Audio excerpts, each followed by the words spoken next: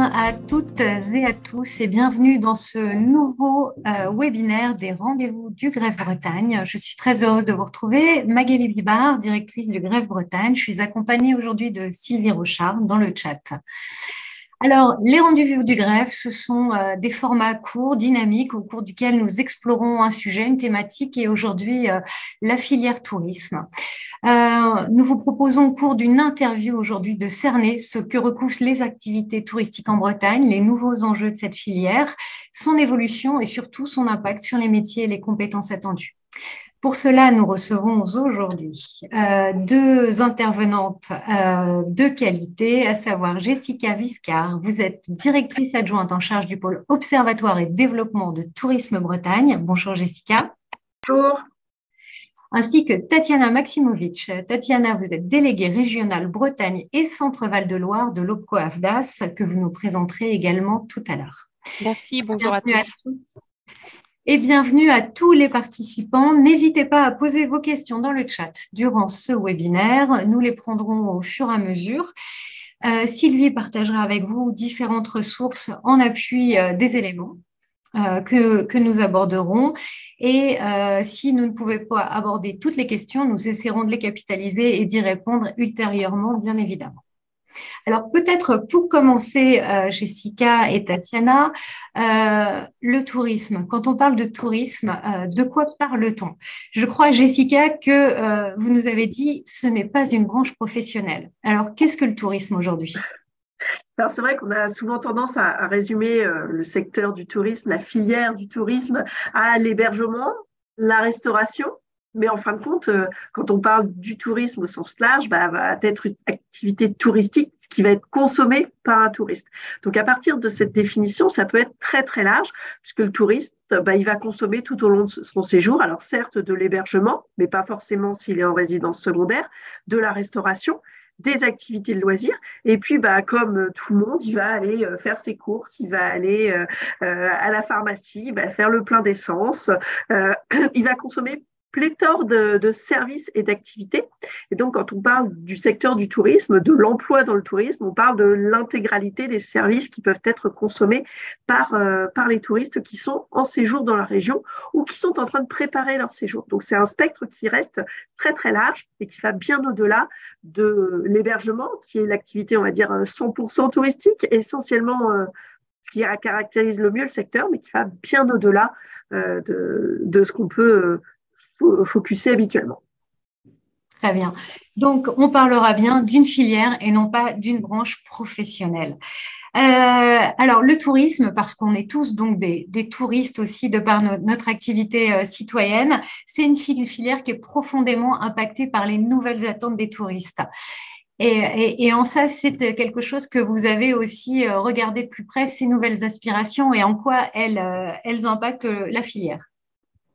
Oui, tout à fait, parce que on est sur une filière qui est très sensible à tout ce qui se passe autour d'elle, à tous les contextes qu'il peut y avoir. Et on vient de traverser une petite crise sanitaire qui a eu pas mal d'impacts. Alors, qui a eu des impacts forcément à très court terme, hein, puisqu'il y a eu les confinements, il y a eu l'impossibilité de se déplacer, il y a eu des fermetures de frontières. Donc forcément, pour le tourisme, ça a eu des impacts importants. Mais ça a aussi révélé des nouveaux comportements, des nouvelles envies, où ça a été plutôt, je dirais, un accélérateur de tendance, parce qu'il y a des choses qui étaient engagées avant la crise sanitaire et qui ont continué à se développer ou qui se sont un petit peu qui ont pris de l'ampleur post-crise sanitaire. Alors, dans les faits, je dirais qu'il y a des choses qui restent vraies et qui resteront tout le temps vraies. Les Français, mais c'est vrai pour les autres clientèles, je dirais le besoin de vacances, il reste majeur. Et on va avoir du mal à renoncer à ces vacances. Par contre, par rapport à la période pré-crise sanitaire, on va davantage axer ces vacances sur le retour à la nature, sur la simplicité, aller à l'essentiel, prendre du temps de qualité avec ses proches, aller à la rencontre des autres. On va chercher à vivre une expérience qui permette vraiment de constituer des souvenirs.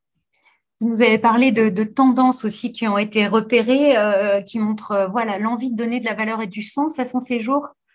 Oui, tout à fait. Je pense qu'aujourd'hui, on n'est plus complètement, je dirais, innocent quand on part en vacances. On a quand même en tête tout ce qui se passe autour, tous les impacts sociaux, environnementaux que peuvent avoir des vacances, des déplacements. Et donc, quand on part en vacances, on l'a en tête. Alors, on veut tout oublier parce que c'est aussi le moment où on a besoin de lâcher prise, mais on n'est plus complètement insouciant et on a ça derrière la tête quand même. Très bien. Et le concept de vacances durables, vacances responsables, sont des choses aujourd'hui qui parlent, qui correspondent aux attentes des touristes? Alors c'est très paradoxal parce que oui, ça correspond complètement à leurs attentes avec ce besoin de retour à la nature, d'authenticité, de rencontre, de bien-être, d'enrichissement, comme on le disait, de simplicité. Mais par contre, quand on parle à des Français, des touristes potentiels, de passer des vacances durables ou des vacances responsables, ça fait peur, ça n'attire pas. Et c'est clairement une crainte de perte de confort derrière ce terme de vacances durables. On n'a pas envie de passer ses vacances et dormir sur une paillasse avec les toilettes au fond du jardin. C'est clairement l'image que ça va renvoyer, alors que ce n'est pas du tout la réalité, on le sait bien. Mais il y a vraiment un écart entre la perception du terme vacances durables ou vacances responsables et la recherche qui est complètement liée au concept. Donc c'est vraiment important derrière de travailler à la valorisation des offres en mettant l'accent sur le confort, sur cette proximité à la nature, sur le plaisir, sur cet enrichissement qui va être recherché, et puis aussi d'être en capacité de proposer différents niveaux de prix, de prestations pour satisfaire l'ensemble des profils, parce que souvent c'est soit un petit peu roots dans l'imaginaire des Français, soit alors beaucoup trop haut de gamme et au-delà des moyens du Français moyen. Et on verra justement comment les entreprises s'y adaptent et les services proposés. Peut-être, Tatiana Maximovic, je crois que l'AFDAS a mené également une étude sur les nouvelles formes de consommation de la culture et des loisirs qui font aussi partie des activités de tourisme. Est-ce que vous pouvez nous en dire un petit peu plus? L'AFDAS, au travers de ses observatoires prospectifs des métiers et des qualifications, a mené plusieurs études, dont une étude intersectorielle pour interroger les attentes des clients, des touristes. Alors, quand on dit clients, on parle notamment des consommateurs, entre guillemets, de la culture, des touristes pour les branches concours à l'horizon 2030. Donc, on est post-crise sanitaire et à l'horizon 2030, avec effectivement, alors ça rejoint un petit peu tout ce qu'a déjà dit Jessica, et effectivement, dans ces études, on voit une évolution des besoins qui vont avoir ensuite une conséquence sur en fait l'évolution des métiers dans les filières culture et tourisme, avec notamment des besoins, on va dire, de transformation, d'évolution sur les compétences des personnes qui travaillent dans les milieux touristiques et culturels. Notamment, on a 5 thèmes prégnants qui se dégagent. Tout ce qui est lié à la transition écologique, tout ce qui est lié à la transformation numérique, parce qu'effectivement, aujourd'hui, un touriste, il va d'abord aller, il peut déjà réserver sur des applications, il peut aller voir les avis qui ont été postés sur des applications, il veut aller réserver, je ne sais pas moi, une place de spectacle, de cinéma. Beaucoup de choses se passent quand même aujourd'hui sur le numérique. Donc, voilà, il y a le secteur touristique est vraiment impacté par cette évolution. Il va chercher donc à consommer peut-être plus durable, plus nature, comme a dit Jessica. Euh, il va y avoir également des besoins, enfin des évolutions sur la réglementation et tous les aspects juridiques. Tout ce qui concerne également la gestion de projet, la gestion d'entreprise.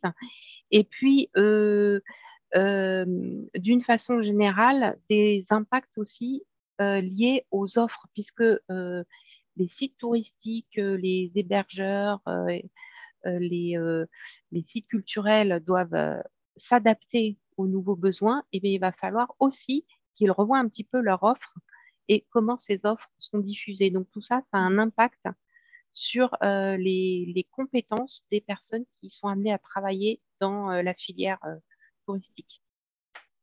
Et on est sur une augmentation des métiers existants, peut-être plus que sur une création de Voilà, nouveaux métiers. tout à fait. C'est-à-dire que on va pas avoir pléthore de nouveaux métiers, mais plutôt un besoin d'élargissement des compétences des personnes qui sont déjà en poste, avec le besoin de maîtriser plusieurs compétences et donc d'avoir une polyvalence. Alors, c'est pas forcément un très beau terme, mais effectivement de pouvoir à la fois savoir accueillir en physique, mais savoir aussi peut-être répondre à un avis qui est posté sur un site.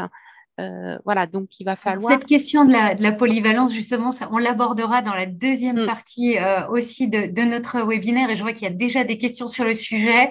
Donc, je vous propose de ne pas le déflorer tout de suite, mais on ira un petit peu plus loin sur le sujet tout à l'heure et on répondra à Agnès Figuera-Giguet qui a posé la question dans le chat.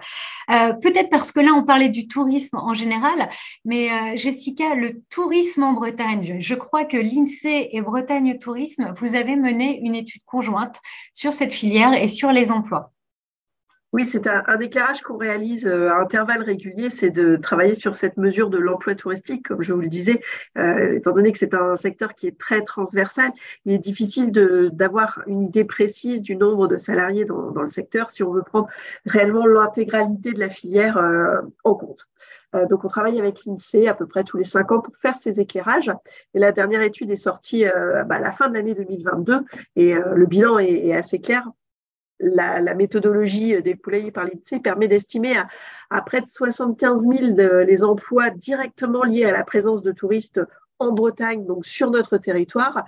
Si on prend en plus tous les emplois dits en amont, liés au transport, par exemple, à la préparation des voyages, c'est 81 000 emplois qui sont comptabilisés sur le secteur de la Bretagne, avec donc un poids qui est à peu près 7% des emplois de la région. Donc, pas une petit secteur non plus, ça reste assez conséquent. Et la Bretagne, globalement, c'est la 4e région française en termes d'emploi par rapport aux autres régions françaises métropolitaines. Sur ces, on va dire, 80 000 emplois, on a globalement un tiers, je dirais seulement, qui est consacré à l'hébergement-restauration. Les autres secteurs d'activité, dont on a pu parler un petit peu en amont, bénéficiant aussi de la venue des touristes et donc générant également de l'emploi lié au tourisme, comme le commerce de détail alimentaire ou non alimentaire, tout ce qui est lié au sport, aux activités de loisirs, à l'artisanat, qui va générer également de l'activité touristique. Alors, une des spécificités, je crois, Jessica, c'est aussi qu'on a un tissu d'entreprise qui est vraiment des petites entreprises, des TPE particulièrement.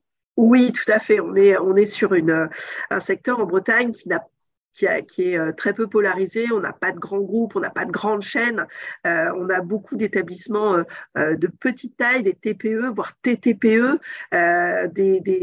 beaucoup d'entreprises où il y a 1, 2, 3 salariés. Donc vraiment des entreprises de petite taille.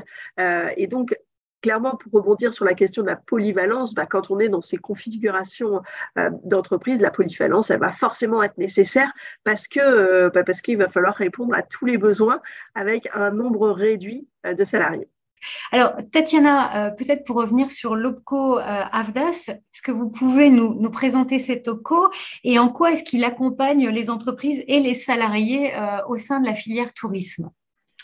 Alors, l'AFDAS, c'est effectivement 31 branches professionnelles, donc je ne vais pas vous lister l'ensemble des branches professionnelles. Nous, on va plus s'intéresser aux branches qui peuvent être rattachées à la filière tourisme. Donc, directement, les loisirs, les casinos, l'hôtellerie de plein air, donc c'est-à-dire les campings et les organismes de tourisme, à savoir on va dire, pour résumer, les offices de tourisme, mais on a aussi tout le secteur culturel. Donc là, j'en parlerai pas pour ce webinaire-là. En tout, sur toutes nos activités, ce sont 72 000 entreprises en France et plus de 500 000 salariés. Comme tous les OPCO, on a les missions principales que sont de développer l'accès à la formation des salariés dans les TPE et les PME, et développer l'accès à l'alternance. On va dire que ce sont vraiment deux missions phares. Et on va aussi être amené à accompagner les branches professionnelles pour l'Observatoire de l'emploi et de la formation, d'où justement de nombreuses études qui sont menées et que vous pouvez vous consulter. Vous aurez les liens, bien sûr. Donc l'étude dont j'ai parlé auparavant, mais aussi des études dont je vais vous parler après, notamment sur l'hôtellerie plein air.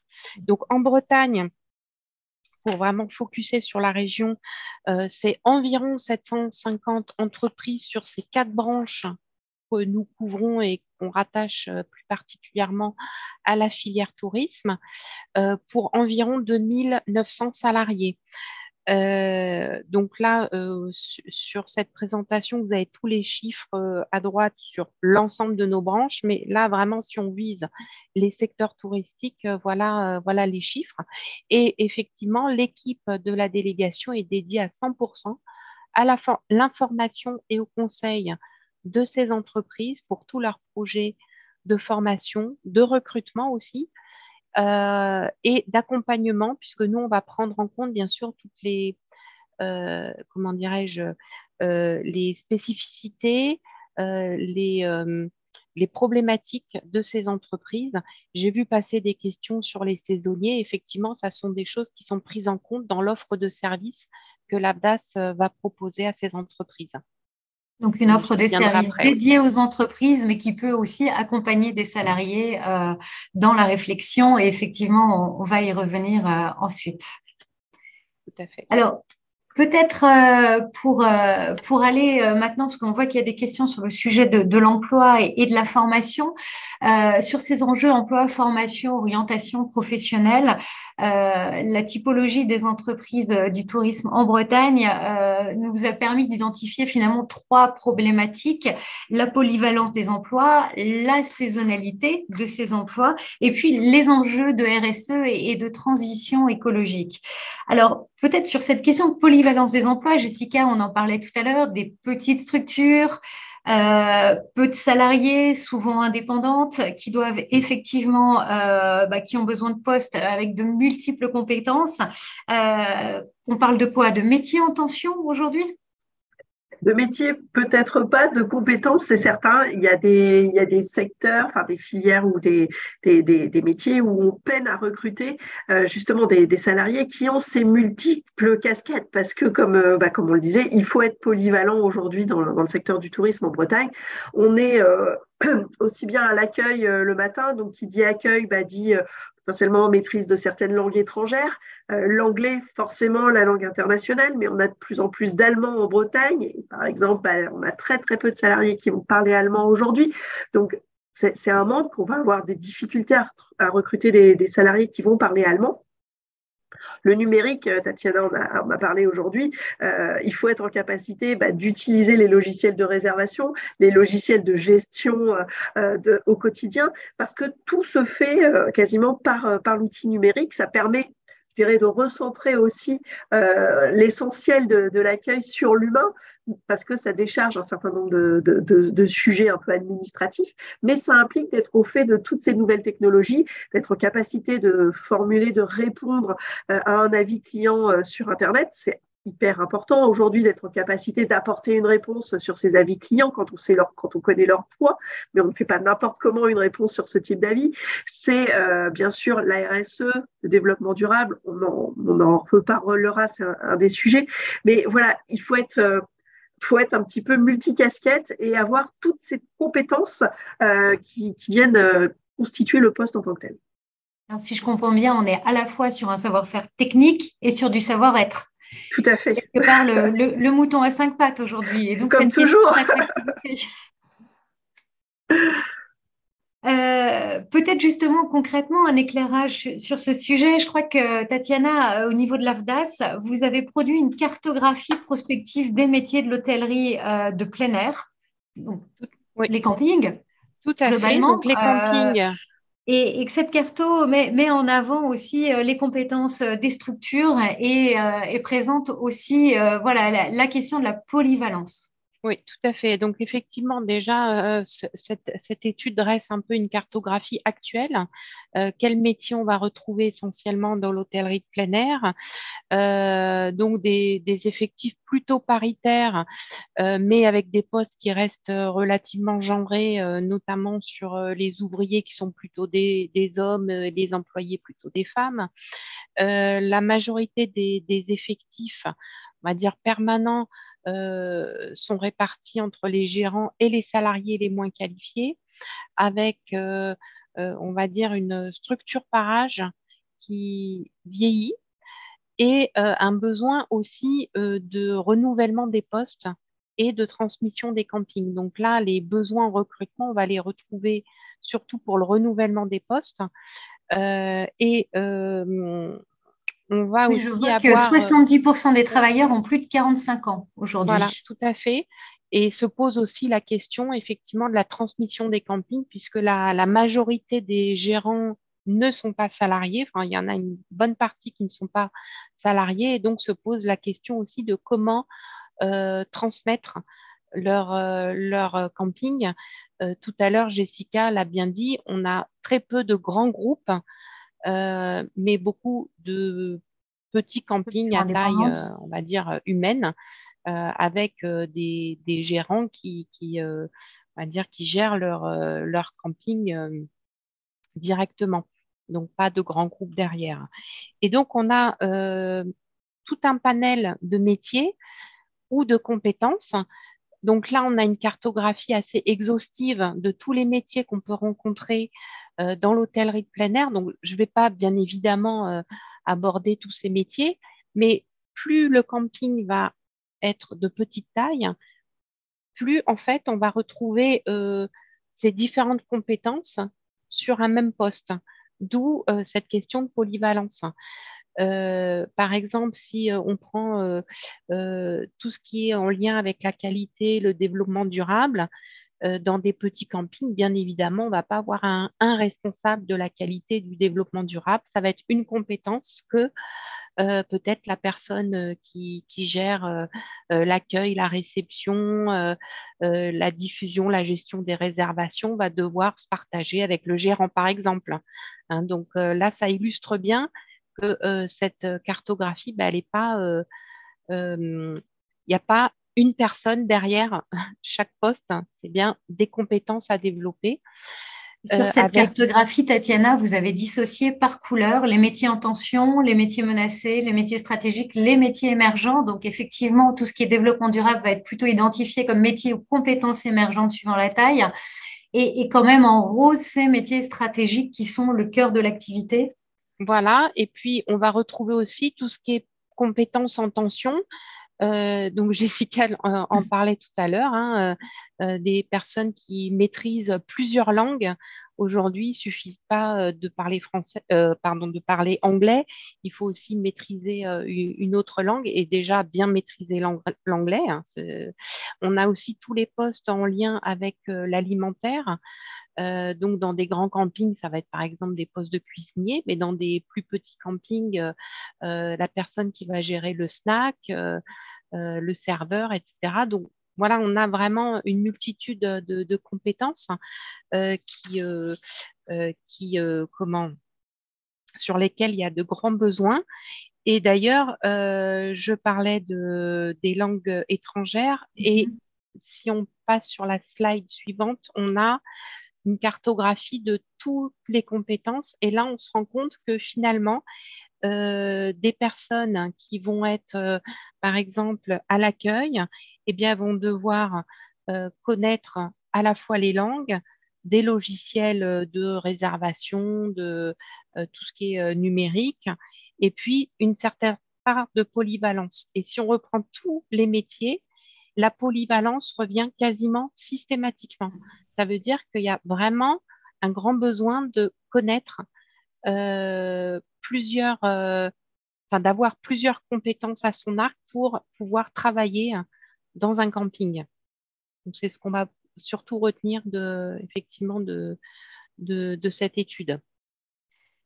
Et aujourd'hui, cette polyvalence, excusez-moi, peut être vue, j'imagine, autant comme un facteur d'attractivité qu'une difficulté de recrutement. Alors, c'est une difficulté parce qu'effectivement, le gérant va un peu chercher le mouton à cinq pattes. Et en même temps, ça peut être attractif parce qu'effectivement, ce sont des postes plutôt en plein air, en lien avec le public, où finalement, il n'y a pas de routine parce que on peut faire l'accueil, la réception le matin, faire de l'animation l'après-midi. Donc voilà, ce sont des postes très, très riches. Et donc, les entreprises, effectivement, doivent faire un effort aussi pour rendre ces métiers attractifs pour faire venir effectivement les candidats. Et c'est là où un certain nombre de difficultés vont être rencontrées par les employeurs. Il y a une question dans le chat où on nous demande ce qu'il y a de la demande en termes de formation continue, en alternance ou ponctuelle de la part des entreprises. Alors effectivement, d'ailleurs, la branche de l'hôtellerie de plein air a travaillé autour de toutes ces questions d'attractivité et de formation. Donc, la branche de l'hôtellerie de plein air, du coup, a mis en place tout un cursus de formation, notamment pour les saisonniers, pour qu'ils soient formés juste avant la saison sur des compétences socles. On va retrouver un petit peu tout ce qu'on a déjà dit, hein, l'excellence de service, optimiser le parcours client, c'est-à-dire qu'un touriste, quand il vient, il ne veut pas juste savoir où se trouve la piscine, quels sont les horaires de piscine, il veut aussi savoir qu'est-ce qu'il peut visiter autour, qu'est-ce qu'il y a comme site culturel. Donc, les personnes qui vont travailler dans les campings doivent aussi connaître leur environnement touristique. Donc, peut-être, parce que vous évoquiez justement cette question des saisonniers, c'était la deuxième thématique aussi. Donc, je vous propose qu'on revienne sur cette question de la formation après, où vous nous présenterez peut-être un peu plus cette offre de service parce qu'elle correspond à ce besoin de polyvalence et au public salarié. Saisonnier, pardon, saisonnalité des emplois, parce que saisonnalité de l'activité, Jessica, c'est bien ça. Et oui, tout à fait. On est sur une fréquentation touristique régionale qui reste très, très saisonnière. On a à peu près, on va dire, la moitié de la fréquentation, la moitié des nuitées qui sont réalisées sur 2 mois, juste juillet, août. Donc forcément, ça a un impact sur l'emploi, puisque on va avoir des entreprises qui vont forcément adapter leurs équipes à la fréquentation. Donc on a, on va dire, une vraie évolution en nombre d'emplois entre la basse saison, on va dire essentiellement janvier, février, puis la très haute saison, juillet-août, avec un ratio qui est quand même extrêmement important entre les deux. On multiplie par 2 le nombre d'emplois salariés liés au tourisme entre le mois de janvier et le mois d'août en moyenne annuelle. Donc, c'est vraiment lié à la fréquentation touristique. Et donc ça, est-ce que c'est un frein au recrutement ou à l'attractivité de ces emplois ou est-ce que ça peut être aussi un facteur d'attractivité pour les salariés, cette saisonnalité? Ça va dépendre un petit peu des salariés, parce qu'il y a des saisonniers qui vont être en capacité de faire la saison d'été chez nous, la saison d'hiver plutôt en montagne. Donc ça, ils vont pouvoir facilement jongler. Après, c'est vrai que c'est des emplois qui vont nécessairement faire appel à des ressources qui sont disponibles sur des périodes de haute saison. On pense beaucoup aux étudiants qui peuvent être recrutés ponctuellement pour venir combler des manques parce que le besoin est supérieur, on va dire, à l'offre aujourd'hui de salariés professionnels, on va dire, du secteur. Et donc, les entreprises s'adaptent aussi dans ce cadre-là. Tout à fait. Alors, justement, sur l'offre de formation pour les saisonniers, Tatiana, vous avez commencé à en parler tout à l'heure. Je vous propose d'y revenir parce que c'est vrai que c'est important. Dans le chat, on voit bien qu'il y a des questions sur la mobilisation des employeurs, comment est-ce qu'on accompagne et cette polyvalence et cette saisonnalité. Et je crois que l'AFDAS propose aujourd'hui un MOOC pour former les saisonniers sur des compétences socles, donc sur une durée relativement, je dirais, courte, en tout cas, voilà, sur un format adapté. Je vous laisse nous en dire quelques mots. Alors effectivement, il y a une vraie prise de conscience de la branche sur toutes ces difficultés de recrutement, donc tout un travail sur la marque employeur et sur les besoins en formation. Donc l'objectif, c'est bien que les saisonniers, et on ne parle pas que des saisons du pic de juillet-août, hein, mais bien d'avril, on va dire, à octobre, donc les saisonniers plutôt de longue durée. Donc, l'objectif de ce MOOC, c'est de construire un parcours de formation à la carte sur 5 compétences socles. Donc, l'excellence de service, l'optimisation du parcours client, la gestion des conflits, l'éco-responsabilité et les gestes et postures. Et donc, les campings vont pouvoir proposer dès le recrutement, dès le début du recrutement, un parcours de formation à leurs saisonniers. Donc, l'objectif, c'est vraiment de les monter en compétence sur ces différents sujets. Et peut-être de les fidéliser aussi au fur et à mesure des saisons? Voilà, tout à fait. C'est à la fois de les fidéliser, mais aussi de leur permettre, à la fin de la saison, finalement, de repartir aussi avec un bagage. Et ça Mhm. va leur permettre aussi de sécuriser leur parcours professionnel. Voilà, donc il y a vraiment cette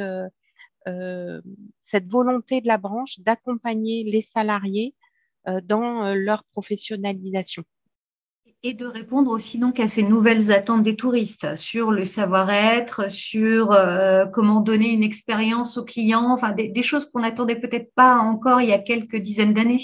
Tout à fait, tout à fait. Et puis de créer aussi du lien entre les équipes permanentes et les saisonniers.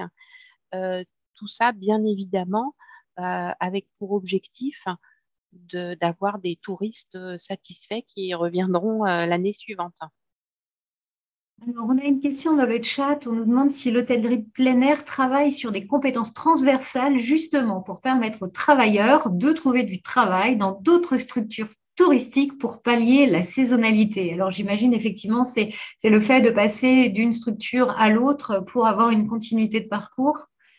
Alors, l'hôtellerie de plein air travaille à la marque employeur, ça j'en parlerai après, mais en tout cas, il y a cette volonté d'accompagner pleinement les saisonniers. Alors, il n'y a pas une offre de formation qui va couvrir plusieurs secteurs, hein, puisque leur objectif premier, c'est d'abord d'avoir des salariés qui vont être compétents dans leur poste au sein du camping.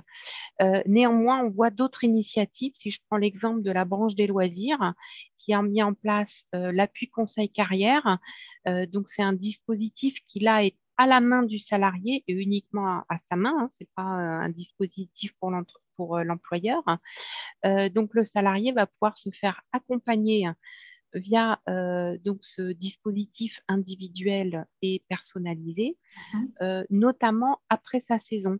Donc, on va lui permettre de faire un point avec un conseiller de l'AFDAS sur justement ses compétences par rapport à l'emploi qu'il a occupé, par rapport à toutes ses expériences passées et voir comment il peut s'appuyer sur ses compétences pour rebondir. Et effectivement, là, on a vraiment l'idée de la transversalité et de la carrière professionnelle dans sa durée. Ça, c'est une vraie spécificité d'accompagner les salariés en tant que tels sur cet appui conseil, là où les OPCO sont plutôt en général dans l'accompagnement des entreprises. Donc, c'est la logique de casser un peu la précarité des saisonniers. Tout à fait. Et on va retrouver cet appui conseil carrière, hein, qui est donc un dispositif spécifique là, à la branche des loisirs. On va le retrouver aussi dans d'autres branches, comme par exemple le spectacle vivant, parce que là, on a aussi des carrières plutôt hachées, euh, avec des emplois saisonniers, en tout cas liés au projet. Donc effectivement, dans toutes les branches où on a ces mêmes problématiques, on va pouvoir proposer un appui conseil carrière pour casser justement ces problématiques-là. Donc, c'est vrai que sur ces questions de polyvalence, de saisonnalité des emplois, on voit que les employeurs s'organisent, petit à petit, les entreprises s'organisent, puisque Jessica, in fine, l'objectif, c'est quand même aussi de conserver les clients et de développer l'activité. Tout à fait. Un touriste satisfait est potentiellement un touriste qui va revenir. Donc, on cherche à maximiser leur satisfaction, bien sûr. Je vous remercie. Le troisième sujet que nous avions identifié, c'est un sujet de société dont on entend de plus en plus parler, c'est l'enjeu de développement durable, de RSE, de transition écologique. Alors, argument commercial pour les entreprises, atout pour recruter, pour attirer aussi des salariés. De quoi parle-t-on dans ces cas-là? Quelles sont les attentes vers un tourisme plus responsable, Jessica? Alors, je pense qu'avant tout, c'est qu'aujourd'hui, on n'a plus vraiment le choix. On sait que le secteur du tourisme est très régulièrement pointé du doigt comme fort émetteur en CO2, par exemple. Donc, il est nécessaire de faire bouger les lignes pour éviter un petit peu cette désaffection de notre secteur.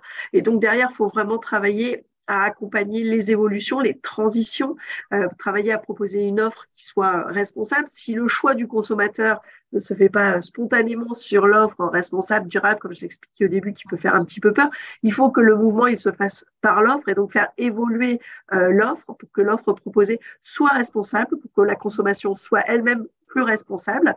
Sinon, le visiteur il risque de continuer à choisir la solution de facilité et donc on ne va pas avancer sur ces sujets-là. Alors concrètement, on le voit sur la slide qui est partagée, il y a des souhaits de proximité, de circuits plus courts, d'activités plus respectueuses de l'environnement, meilleure gestion des déchets. C'est ce qu'on arrive aujourd'hui aussi à proposer. Alors, c'est ce qui est en train d'être proposé. On voit cette volonté des visiteurs de s'inscrire dans ces pratiques. Alors, il y a beaucoup de pratiques qui sont plus des pratiques citoyennes, on va dire, qu'un véritable engagement. Mais il y a ces mutations qui se font. On voit aussi beaucoup plus de recherches de destinations qui sont accessibles par le train ou qui peuvent être derrière, qui peuvent permettre de consommer le territoire sans utiliser la voiture tous les jours. Tout ça, c'est des comportements qui sont en train d'émerger, qui progressent d'année en année. Donc, qui nous réconforte. Mais derrière, forcément, il faut travailler à une offre de service. Il faut typiquement que sur les lieux d'hébergement, à l'accueil, on soit en capacité d'expliquer comment utiliser les vélos en libre service de la commune ou quel est le système de bus pour pouvoir se déplacer. Tout ça, c'est aussi des choses qu'il va falloir accompagner demain pour favoriser justement ce tourisme plus durable. Et donc, ça va aussi passer derrière par un management qui soit plus responsable, donc la mise en place de vraies politiques de RSE dans les structures du tourisme. Donc également une sensibilisation des salariés sur en tout cas, cette compréhension des enjeux et une forme de compétence nouvelle à avoir. Tout à fait, oui. Tatiana Maximovic, je crois que justement, vous, cette traduction de la RSE sur les emplois et les compétences attendues se traduit aussi dans l'offre de services de l'AFDAS vis-à-vis des entreprises. Tout à fait. Donc là, on a effectivement une offre de services qui est proposée à toutes les entreprises, quelle que soit leur activité. Donc, ce n'est pas spécifique au tourisme. Donc, c'est une offre de services RSE et transition écologique. Donc, sur 3 piliers, la sensibilisation, la formation et l'accompagnement. Donc, concrètement, la sensibilisation, c'est notamment pour sensibiliser les salariés des entreprises sur justement les principales notions. Alors justement, comment ça civilise un salarié sur ces notions-là? Ça passe par une formation, une vidéo? Alors, on est sur pas mal d'outils en accès libre, Oui. notamment des vidéos. On propose aussi aux entreprises un autodiagnostic RSE, c'est-à-dire, en gros, où est-ce que moi j'en suis? Où est-ce que j'en suis? Ma structure, où elle en est? Mes salariés, à quel niveau ils se situent? Moi-même, quels sont mes objectifs par rapport à la RSE? Donc, on propose un autodiagnostic qui permet de voir un peu où j'en suis et quel est le champ des possibles. Avant de lancer un plan d'action, peut-être. Voilà, tout à fait. Et ce plan d'action, ensuite, c'est enfin, ça peut être de la formation, mais aussi de l'accompagnement. Donc, une offre de formation dédiée à la RSE avec tous les sujets qu'on imagine sur la RSE. Donc, une offre de formation négociée, clé en main, pour les entreprises et leurs salariés. Et puis, bien Je vous évidemment, arrête, Tatiana. oui. Alors, ça se passe comment une formation clé en main négociée pour les salariés? C'est l'AFDAS qui va lancer un appel d'offres sur le sujet? Alors, l'AFDAS a déjà lancé un appel d'offres. Donc, nous avons un catalogue en ligne sur notre site Internet autour de ces sujets RSE, donc des formations sous forme de modules assez courts qui peuvent constituer ensuite des parcours plus longs avec une entrée thématique. Donc, ça peut être la gestion des déchets, mais ça peut être aussi comment je travaille avec des fournisseurs responsables aussi, comment je mets en place une politique d'achat responsable. Donc, voilà, ça peut être très vaste comme sujet, comment je mets en place l'égalité femmes-hommes dans l'entreprise, comment j'accueille, comment j'élargis mon public, comment je fais une politique d'inclusion. Enfin, voilà, les sujets sont divers et variés. Et bien évidemment, au-delà de la formation, on a aussi un dispositif d'accompagnement avec des prestataires, des consultants RH en fait, qui vont avoir une spécialité sur la RSE. Et ça va permettre aux entreprises vraiment d'aller faire un vrai diagnostic et surtout un plan d'action en lien avec la RSE et le développement durable. Et concrètement, si je peux donner un exemple, Oui, bien sûr. l'hôtellerie de plein air, justement, s'est pleinement saisie de cette offre de service puisqu'ils ont réalisé une première action, on va dire un peu nationale, via un accompagnement, donc un appui conseil collectif avec plusieurs campings autour de la table. Et qu'est-ce qu'il en ressort? La création d'une plateforme Ma Carrière Camping qui va comprendre des offres d'emploi, des fiches métiers, les pastilles vidéo. Donc là, plutôt pour faire venir les salariés dans la branche. Je vous arrête 2 secondes. Tout à l'heure, Oui, dans le chat, on avait une dizaine de personnes qui nous disaient on est en formation et on va rechercher prochainement du travail. Donc, dans ces cas-là, vous leur dites allez sur macarrièrecamping.fr. tout à fait. Ouais. Voilà. Donc ça peut être un bon moyen déjà pour voir quelles offres sont disponibles. Alors, c'est une plateforme qui est sortie il y a 15 jours, 3 semaines, donc elle est toute nouvelle et elle va être alimentée au fil de la saison. Donc tout n'est pas forcément aujourd'hui sur la plateforme, donc faut pas hésiter à y aller régulièrement. La Donc, on branche y va gagner retrouve des offres d'emploi, c'est bien ça. On y retrouve d'autres informations. des offres d'emploi, des vidéos, des fiches métiers. Hein, donc toutes les fiches métiers dont on a parlé tout à l'heure, on peut les retrouver sur ce site grand public. Et puis, la branche a également mis en place des outils pour les employeurs sur la marque employeur, c'est-à-dire comment finalement euh, faire des problématiques, enfin trouver des solutions aux problématiques de recrutement pour que ce soit de vrais atouts dans le recrutement.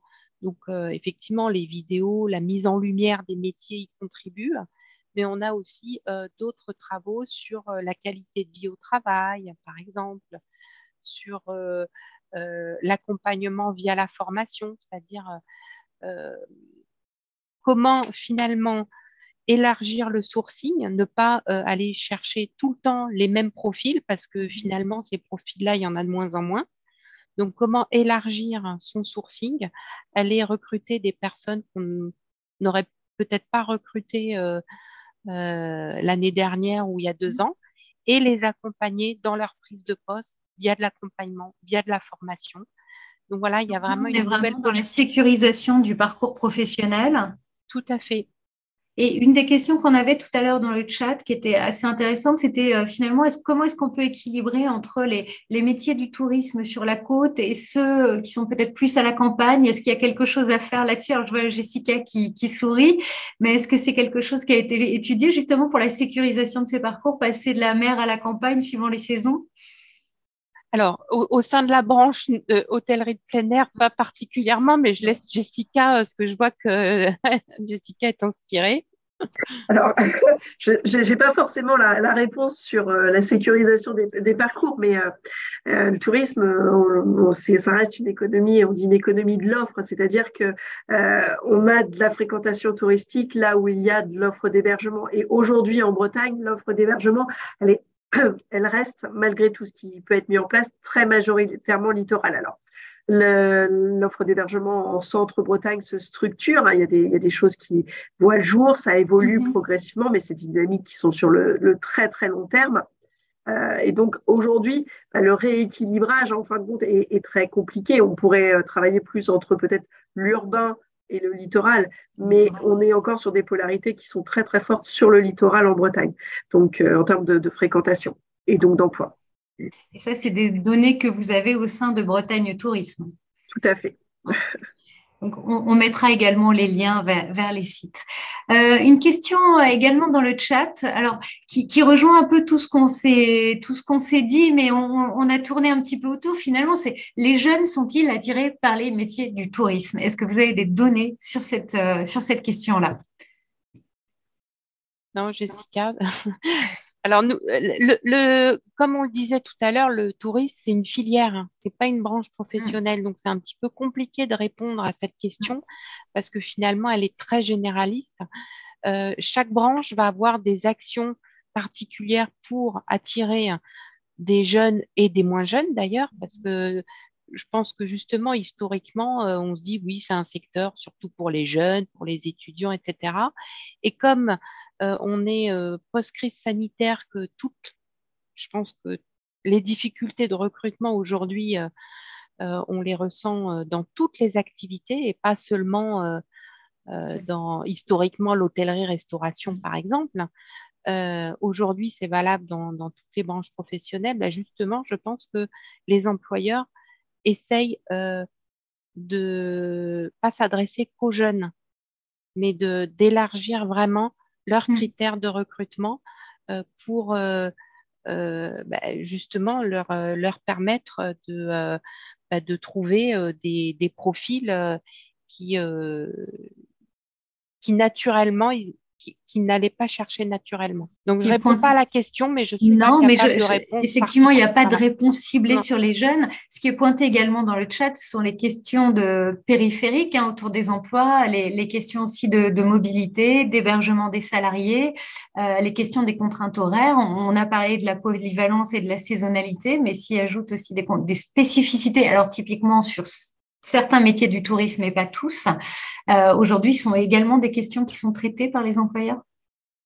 Bah, il y a des initiatives, hein, clairement. Là, si je reprends le travail qui a été fait sur la marque employeur dans l'hôtellerie de plein air, il y a des initiatives qui sont menées notamment sur l'hébergement, sur certaines facilités, donc sur l'hébergement, la restauration, par exemple.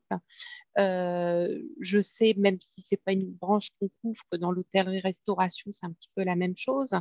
Il y a des initiatives qui émanent d'employeurs, parfois aussi de collectivités, mais on va dire que euh, c'est pas à l'échelle globale de toute la Bretagne, mais on a des initiatives Des locales initiatives sur spécifiques. tous ces freins périphériques, effectivement, à l'emploi et à la mobilité. La question justement de la RSE et du développement d'une nouvelle forme aussi de tourisme, c'est un facteur qui peut être attractif pour les salariés, selon vous. Je pense que les La salariés, valeur, les oui, valeurs véhiculées aussi par tout ces à fait, métiers-là, nature. parce qu'aujourd'hui, dans les leviers de motivation, on peut justement retrouver le sens au travail. Et ça, c'est effectivement un- une thématique qui doit être traitée par les entreprises et qui est maintenant, au travers de la RSE, qui est prise en compte justement sur comment je donne du sens au travail.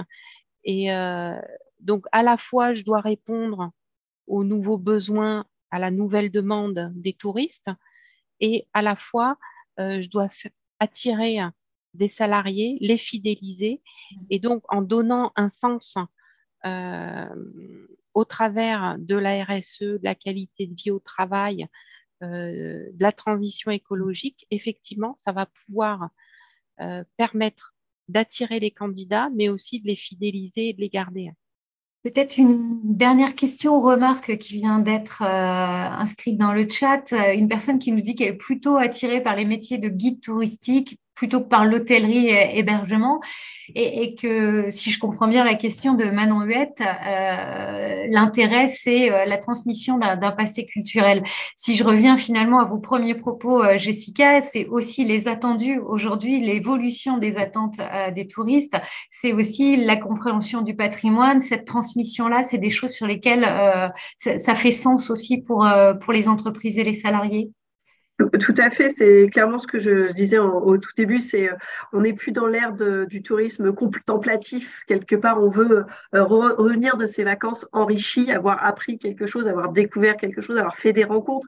Et donc, cette notion de transmission, elle est extrêmement importante parce que c'est ce qui va permettre aux visiteurs d'avoir ce côté un petit peu expérientiel, de rentrer chez lui avec quelque chose en plus. J'ai pas juste vu un beau paysage. Ce beau paysage, on me l'a expliqué. J'ai pas juste mangé une galette. Cette galette, j'ai appris à la tourner, j'ai appris d'où venait le blé noir, on m'a expliqué pour qui, pourquoi, etc. Et c'est toute la valeur ajoutée, en fin de compte, de ces expériences dans les vacances. Et donc, c'est l'importance, là, clairement, de cette transmission de notre patrimoine, de notre identité, de notre culture. Il me reste, s'il n'y a pas d'autres questions, autant qu'éventuellement elles arrivent, à vous remercier, Tatiana Maksimovic. Vous êtes donc déléguée régionale, Bretagne et Centre-Val de Loire de l'AFDAS. Donc, on a bien compris un OPCO plus large que uniquement les métiers du tourisme. Mais là, aujourd'hui, vous nous avez apporté un éclairage vraiment très intéressant sur l'hôtellerie de plein air. Jessica Viscard, donc directrice adjointe Bretagne Tourisme sur l'Observatoire notamment. Merci également pour tous ces éclairage. Il me reste à vous indiquer, on me dit la question que je n'ai pas posée, effectivement, la valorisation des salaires. Alors, je ne sais pas si l'une et l'autre, vous êtes en mesure d'y répondre. Effectivement, aujourd'hui, on était sur les questions d'emploi, pas forcément de salaire, mais c'est une question qui est revenue effectivement dans le chat. Est-ce qu'une revalorisation des salaires permettrait de lever certains freins? Alors moi, je n'ai pas forcément la réponse. Maintenant, la revalorisation, elle est liée déjà les revalorisations légales, on va dire. Je n'ai pas de connaissances dans les branches, en tout cas, qui sont couvertes par l'APDAS de travaux actuels là-dessus. Maintenant, voilà, il y a des conventions collectives qui encadrent ces salaires. On a entendu pas mal de choses dans les médias sur la revalorisation dans l'hôtellerie de plein air, mais bon, je ne suis pas spécialiste non plus. Et c'est vrai que l'OPCO travaille pas trop sur ces questions-là. Donc, je ne pourrais pas vous en dire davantage. Et Jessica non plus. Non, pas directement sur le sujet. Bon, en tout cas, je vous remercie beaucoup toutes les deux pour tous ces éclairages, ces exemples très précis, très concrets. Vous indiquez à tous ceux qui nous ont suivis aujourd'hui que vous retrouverez la rediffusion de ce webinaire en lien sur notre site, agrémenté d'un article dédié au sujet avec les supports beaucoup plus détaillés que ce que nous avons présenté aujourd'hui, donc issus de Bretagne Tourisme et de l'AFDAS. Vous retrouverez également les liens vers les différentes études spécifiques. Donc, le tout sera sur le site du greffe. Vous retrouverez également aussi sur le site du greffe, si ça vous intéresse, l'offre de formation en lien avec les métiers qu'on a abordés. Je remercie une nouvelle fois Tatiana et Jessica. Merci également à Sylvie qui a géré le chat. N'hésitez pas à nous retrouver donc sur le site du greffe ou sur notre page LinkedIn et nous vous disons à très bientôt pour un nouveau rendez-vous du greffe. Merci encore. Merci à tous. Au revoir. Au revoir. Merci, au revoir.